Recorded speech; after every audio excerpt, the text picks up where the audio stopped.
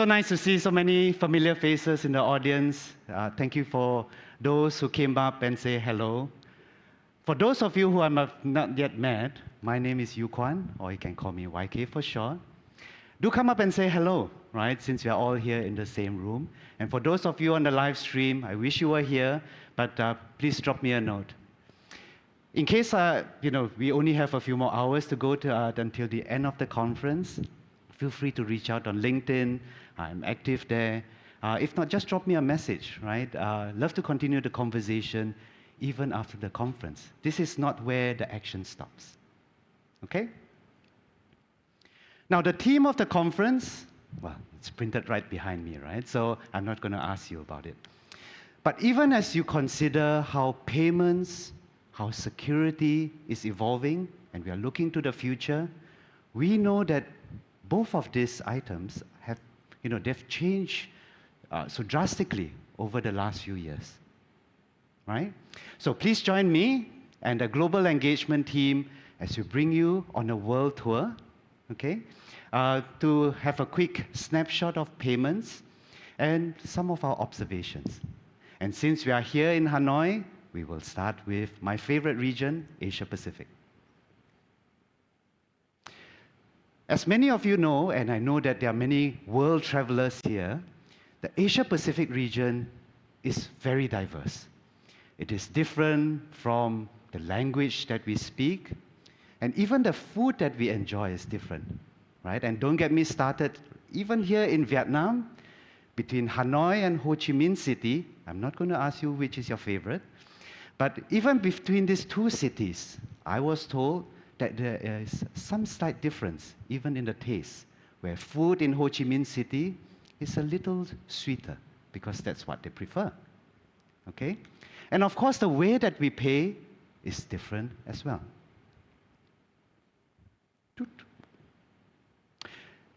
When you look at even the card-present channel, how we pay in-store is different. There are QR codes everywhere, mostly powered by domestic rails. So UPI in India, for example, and even here in Vietnam with Viet QR powered by NAPAS, many of the people domestically are paying with their QR codes. Back home in Singapore, I still see people pull out their QR codes, their credit cards. Why? How else would the super rich people in Singapore, or the crazy rich Asians, where it was filmed in Singapore, how else would you be able to show everybody around you that you have a Black Centurion card, which is said to be one of the hardest cards to have? Or if you have been to Dubai, you may have heard of the Dubai First Royale card, where the card has gold around it and there's a diamond in the center. How else would you be able to show that on a phone? You have to take it out and woo, right? But as far as how we are paying, still remains largely cash in the Asia Pacific region. The percentage of people paying cash still remains relatively high, right? So even as I say that, more and more countries around the world are still pushing towards a cashless system. And let me give you an example. So this example is proposed by my dear colleague, Ihara-san, for Japan, as you can see. I've known Ihara-san for a long time. I think he's been with PCI for 6 years now. A lot of you will know him. He's here in the audience. But I personally have known Ihara-san for almost 20 years when we were both back at Visa, right? Ihara-san, I can't see with the lights. Can you please stand? Ihara-san, can you please stand? Ah, there you are. Hello, Ihara-san. So, dear Ihara-san is going to retire at the end of the month. Okay, so if you can please join me for a round of applause again to thank him. Thank you, Ihara-san. Thank you for shaping payment security, working with all of the stakeholders in Japan to shape payment security in the country. So quickly back to Japan. Japan will be the host country for the World Expo in 2025. As you can see in the poster, you can pay with your mobile phone, you can pay with your QR code, or if you have to pull out your black card to show everybody in Japan that you have one, but there will be no cash. Okay? According to METI's data, which is Japan's Ministry of Economy, Trade and Industry, back in 2017, METI had set a goal that they want to move towards a cashless society, and they had set a 40% target for Japan to pay in a cashless method. They actually achieved this 1 year ahead of schedule before the World Expo. I know that there are 2 METI officers with us today. Ohayo gozaimasu. So do say hi to the METI officers and find out more. What are some of the initiatives that they have done in order to move Japan forward into the cashless world? Even as payment changes, and we have heard from Dr. Bruce McCabe that things will probably change very quickly, the bad guys are also evolving their attack patterns as we improve our standards, right? One of the things that I can leave with you as part of my presentation today is around third-party service providers. And don't get me wrong, we all need our service providers. We all love our service providers.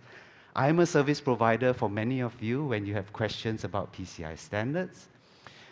But the third parties is a concentration risk, right? We still need them. They help to make our operations cheaper. But because of this concentration risk, they are now handling a lot of sensitive data. And to add on to the tip that I have for you today is, at least know who your third parties are. And this is not just around the third parties that is immediately visible to you, right? Is your third party allowed to outsource to a fourth party? Is the fourth party allowed to outsource to the fifth party? And will you, as the customer, know, or will you only find out after there is a data breach? Okay? So be a little bit more proactive with this, because this is a clear concern that many stakeholders have told me that this is a risk. With that, I hope you found that very short update on Asia Pacific useful. Next, I would like to invite Nitin, our PCI leader for India, South Asia, and the Middle East, to provide you an update for his region. And Nitin will also give you an update for Africa. Nitin?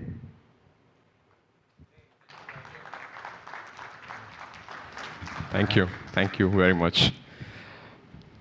Thank you, YK, for the beautiful insights that you just shared with the audience from your respective region. And let me quickly talk about India, South Asia, and the Middle East and Africa, a region that I've been tasked with the PCI Security Standard Council to create education and awareness.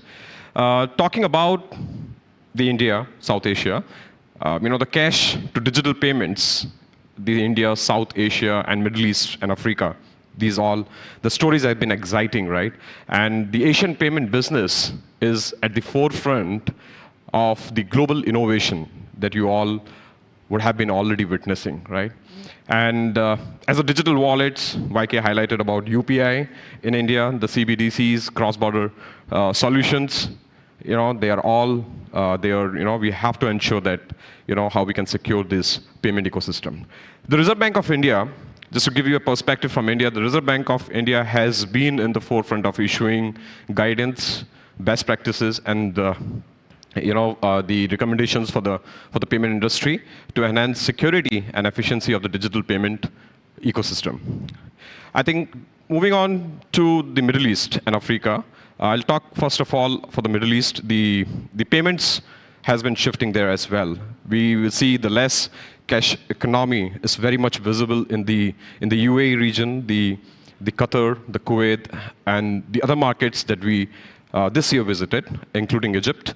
And I think the global data, leading data analytics company reports says, according to them, that consumer spending is going to surge to drive the UAE card payments market to close to 764 billion by 2028. So the UAE is robustly moving towards the digitization of the payments. Talking on briefly on my just recent visit to Saudi Arabia, I would just like to highlight that the card payment market is forecast to grow approximately by 7.6% to reach Saudi riyals of 550 billion, which is close to 146 billion in 2024. Now, which is by consumer increasing the preference of the e-commerce payment transactions, the surge in the contactless payments, and the government push as well for the less cash society. Talking about the challenges and the opportunities, the statistics that you see on my screen, the cyber attacks have more than doubled since the pandemic, and the financial sector is uniquely exposed to the cyber risk. Financial firms, given the large, the amount of sensitive data and the transaction they handle, are often targeted by these criminals, seeking to steal money or probably disrupt the economic activity. And talking about the threat landscape, as per the World Economic Forum, the Global Cybersecurity Outlook 2024, the generative AI and the large language models will make it difficult for everyone, regardless of their level of cybersecurity understanding.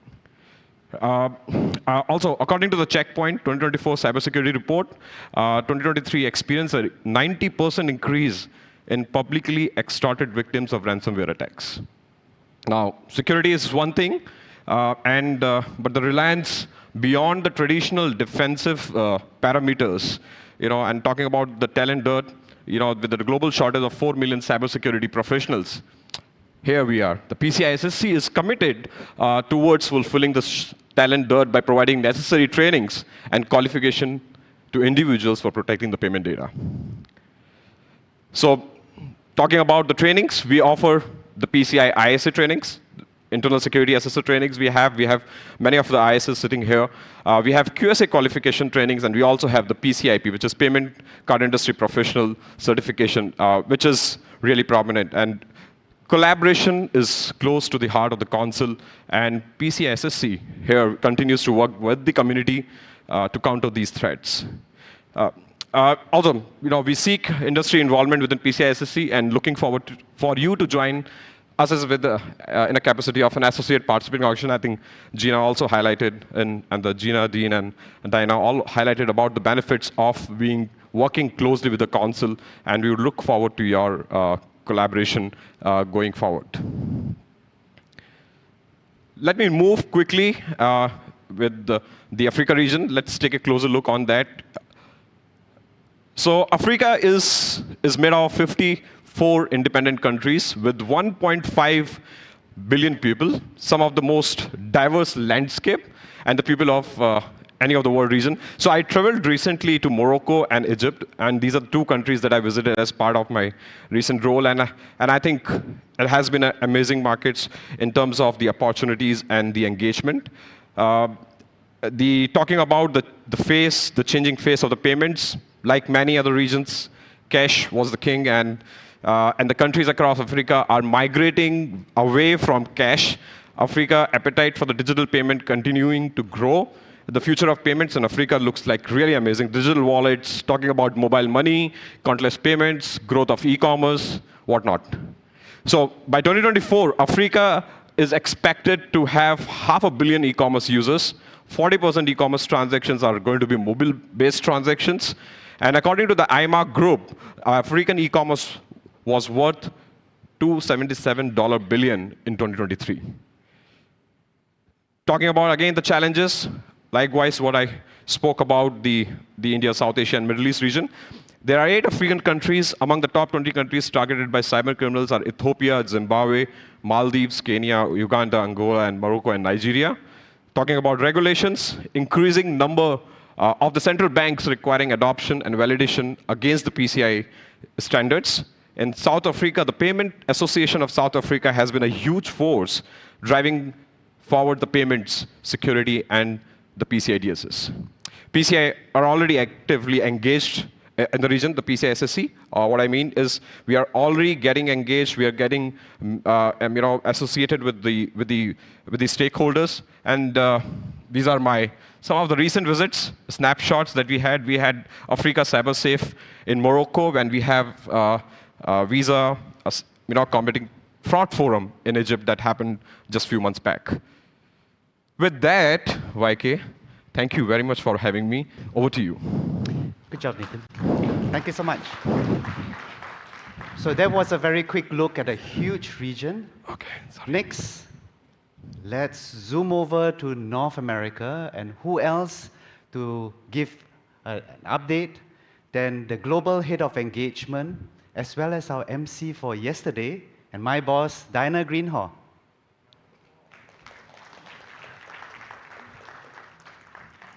Thank you, YK. Hello again. So, as we're going on around the world, just a picture of what's happening in North America. Because, as we've seen, effective global standards must consider regional differences. In North America, there's been two major environmental changes that have affected the way payments are managed, how they're working through our system. Those two changes are the move from magstripe technology to EMV chip cards, and then the expedited move to the contactless acceptance.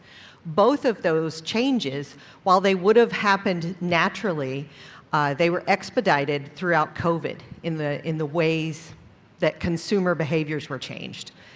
And what that really did is it led to a fundamental change in the way that consumers pay, but also in the way that merchants accept payments, the technologies that they're using. So the US Federal Reserve publishes an annual report, the Diary of Consumer Payment Choice.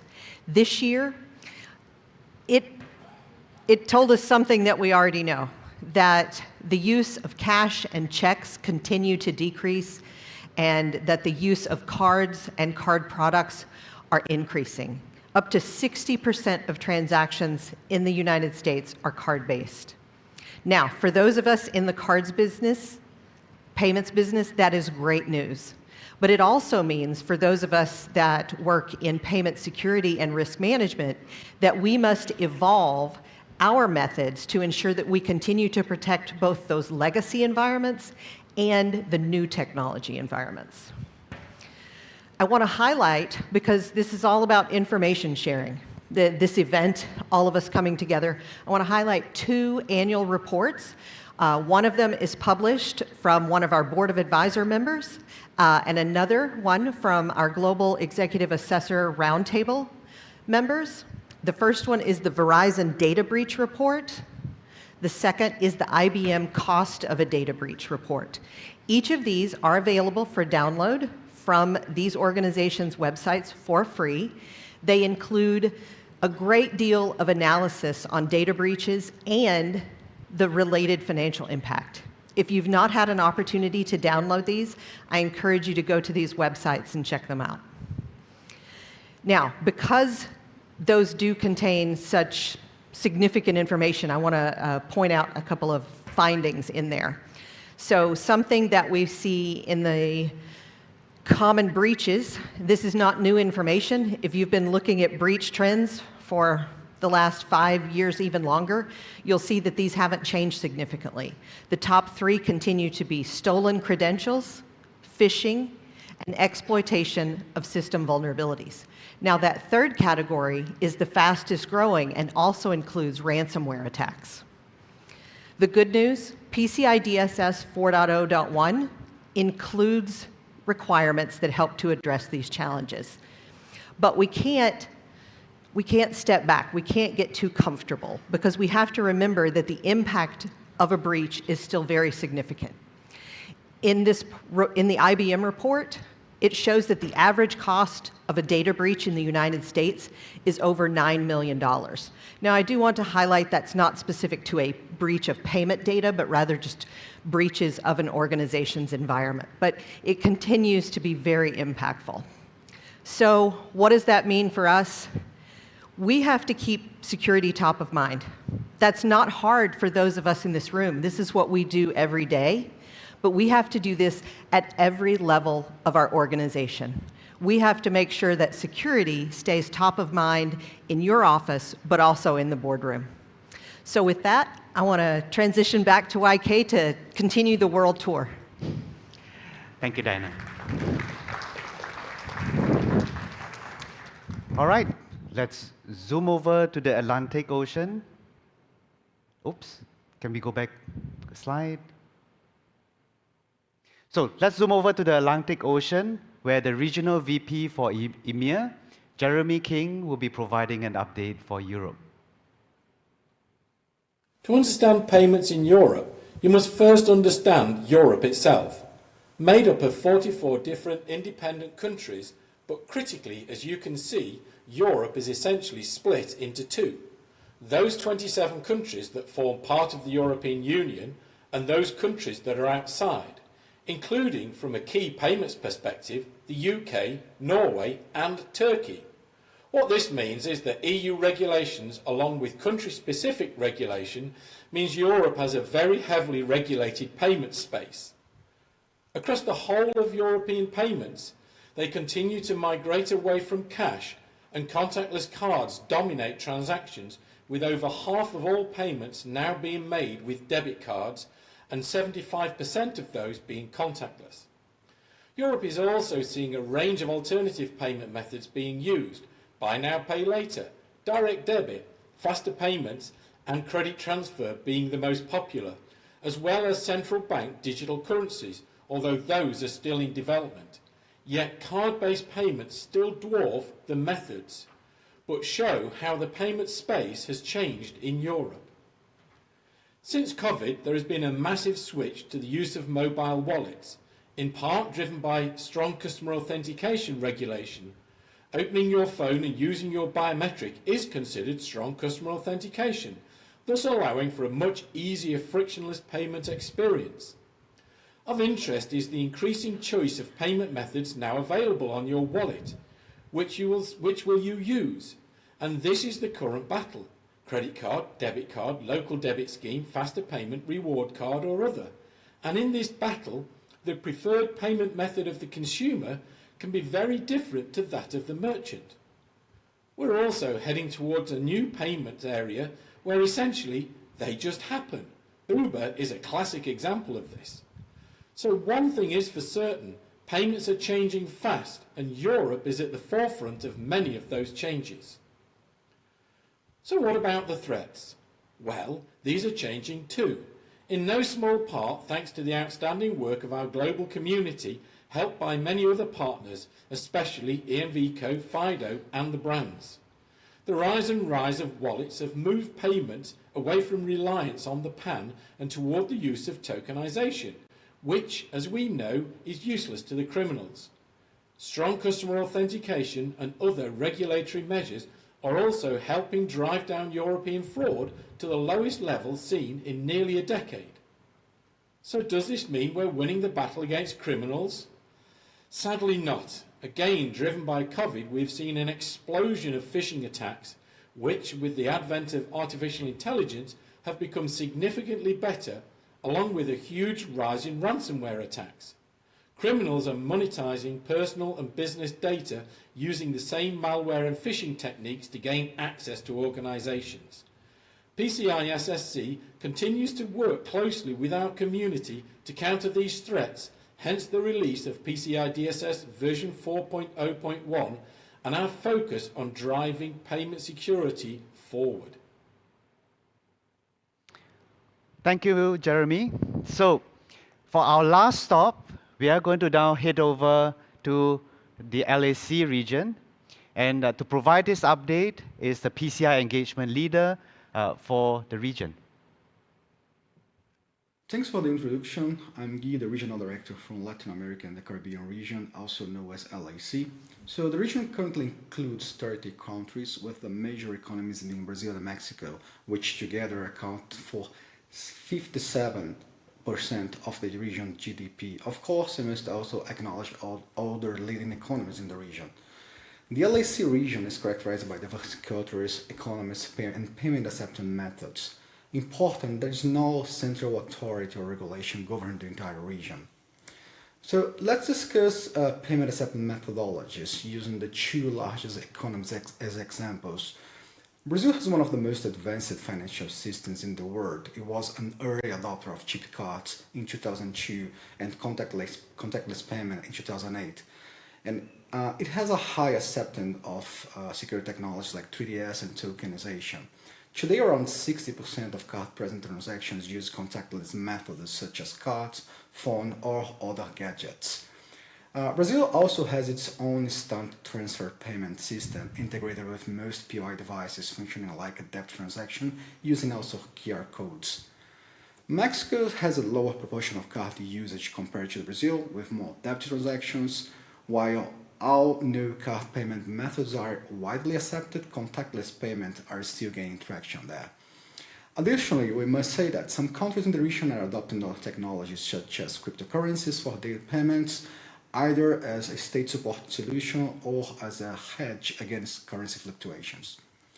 When it comes to threat, most fraud cases involve financial fraud targeting the payment system, which with scammers tricking people into revealing their cards and financial data. A significant issue is the high number of fintech companies in the payment ecosystem, some of which prioritize rapid operation and profitability over security, often neglecting standards like the PCI DSS. A common issue across the whole region includes card testing, where stolen cardholder data is validated typically through payment gateways. There are also POS-based attacks where malware is installed on public POS system to intercept communication between the payment application and POI devices. That's a quick summary of the region. Back to you. Thank you, Guy. So as I round up our world tour, I think what is obvious, especially after the presentation from Dr. McCabe, change is only going to get faster, right?